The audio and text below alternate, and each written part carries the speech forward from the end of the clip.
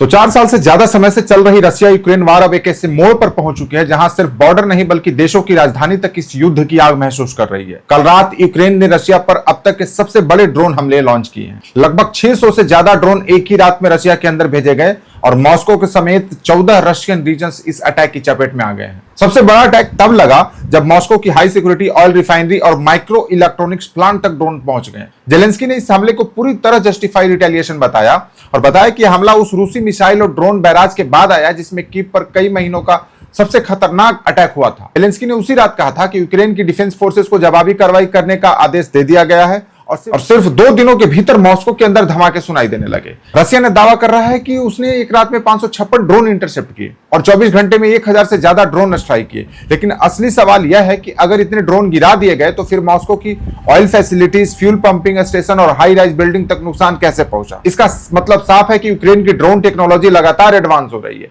और ये drone 500 kilometre से ज्यादा दूरी तय करके रशिया के सबसे सिक्योर डिफेंस जोन तक पहुंच रहे हैं जहां S-400 जैसे सिस्टम तैनात है। जब 2022 में यह युद्ध शुरू हुआ था तब दुनिया को लगा था कि शायद कुछ दिनों में यूक्रेन खत्म हो जाएगा, लेकिन आज 4.5 साल बाद हालात उल्टे दिखाई दे रहे हैं। अब युद्ध सिर्फ फ्रंटलाइन पर नहीं बल्कि मॉस्को और कीव दोनों की सड़कों तक पहुंच चुका है और सबसे खतरनाक बात यह है कि यह वार अब नेवर एंडिंग कॉन्फ्लिक्ट बनती जा रही है।